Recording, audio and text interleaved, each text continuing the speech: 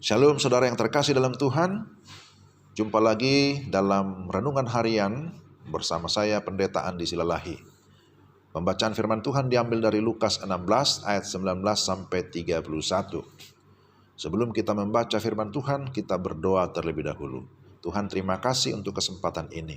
Kami mohon pimpinan Roh Kudus menerangi hati kami, membuka pikiran kami sehingga kami dapat mengerti firman-Mu dengan baik.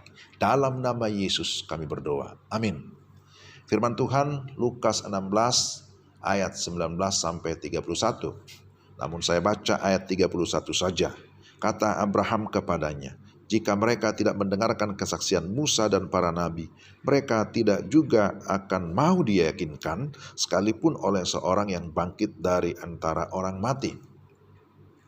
Berdasarkan pembacaan firman Tuhan ini, judul renungan kita adalah Jangan Sampai Terlambat. Perikop ini merupakan bagian percakapan Yesus dengan murid-muridnya. Bisa lihat ayat 1. Namun juga didengar oleh orang-orang Farisi, ayat 14. Yesus yang memanggil murid-muridnya untuk melayani, kemudian mereka terus diajar atau diperlengkapi agar mereka memiliki kepekaan, ketaatan, dan kesetiaan dalam pelayanan. Berbeda dengan orang Farisi, ahli Taurat, dan para imam yang kelihatan sangat alim, begitu saleh dan rohani, akan tetapi hidup di dalam kemunafikan. Mereka gila hormat ataupun sanjungan. Dalam kisah ini Yesus sedang menceritakan tentang kisah seorang kaya dan seorang miskin. Orang kaya yang selalu berpakaian jubah ungu dan kain halus, dan setiap hari ia bersukaria dalam kemewahan. Ayat 19. Bandingkan dengan ayat 20. Ada seorang pengemis bernama Lazarus, badannya penuh dengan borok, berbaring dekat pintu rumah orang kaya itu. Ia kelaparan, ia penuh borok, dan dijilati anjing-anjing. Ini adalah dua pemandangan yang kontradiksi. Jika kita memperhatikan pakaian orang kaya tersebut, maka itu biasanya dipakai oleh para imam di bait Allah. Gaya hidupnya sangat mewah, serba lebih, serba banyak, bahkan berlimpah. Hidupnya mengejar kesenangan dunia, yakni keinginan mata, keinginan daging, dan keangkuhan hidup. Tentu ini jelas bukan kehendak Allah. Keduanya pun mati, namun tempat akhirnya berbeda. Orang miskin masuk surga yang digambarkan sebagai pangkuan Abraham. Orang kaya masuk neraka yang disebut sebagai alam maut yang penuh dengan api yang menyala-nyala. Di sana ia menderita sengsara selama-lamanya.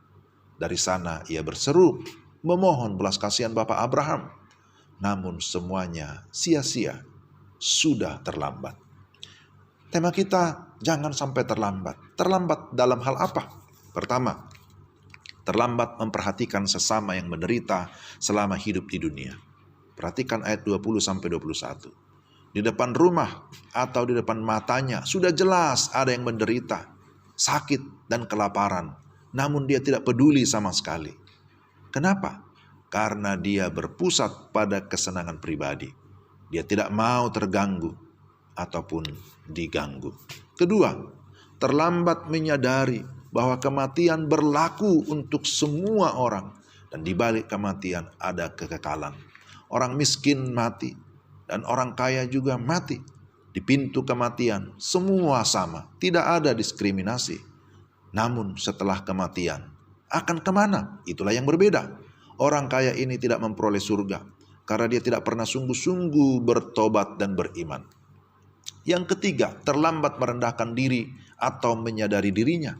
Semasa hidupnya di dunia, dia begitu angkuh, dan bahkan dalam alam maut pun ketika berhadapan dengan Abraham, bapa yang paling kaya dan dihormati dalam tradisi Yahudi, dia masih berlagak sombong.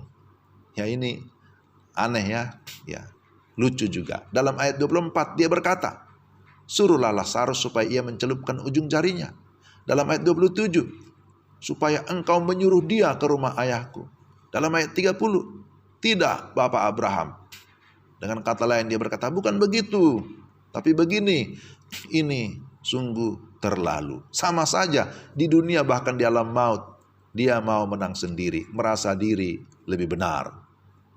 Yang keempat, terlambat menceritakan kebenaran kepada keluarga. Ayat 27 sampai ayat 28. Sangat menyedihkan karena dia adalah seorang imam yang mengerti kitab suci, melayani di bait Allah, tetapi tidak memberitakan kebenaran kepada keluarga, baik orang tua, ayah dan ibu, dan juga saudara-saudaranya ketika dia masih hidup. Yang kelima, terlambat percaya pada Tuhan Yesus yang sudah datang ke dunia, sebagaimana dinyatakan oleh kitab Musa dan kitab para nabi, ayat 31.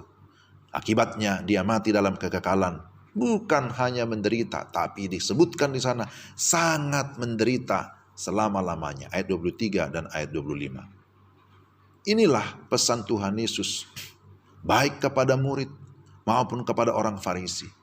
Pesan ini pun tentu berlaku juga bagi kita saat ini. Ada peribahasa berkata, sesal kemudian tiada berguna. Salah masak nasi sehingga jadi bubur, bisa menyesal 1 hari. Salah gunting rambut bisa menyesal 1 bulan.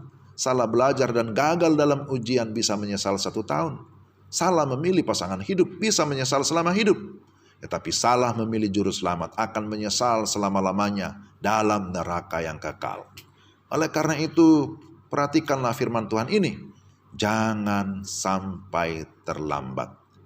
Ketika kita hidup dan masih ada kesempatan, maka beritakanlah firman. Percayalah kepada Yesus Kristus, Tuhan dan Juru Selamat satu-satunya. Tuhan memberkati. Mari kita berdoa. Tuhan, terima kasih untuk firman-Mu. Kami mohon sekali lagi agar Roh Kudus menolong kami, mengajar kami, sehingga kami memahami firman-Mu. Dan firman-Mu itu meneguhkan iman kami. Tolong juga kami, supaya kami jangan sampai terlambat memberitakan firman kepada orang lain yang membutuhkan keselamatan. Dalam nama Yesus kami berdoa. Amin. Terima kasih saudara sekalian yang sudah mendengarkan renungan hari ini. Kiranya Tuhan meneguhkan iman kita sekalian. Tuhan memberkati. Shalom.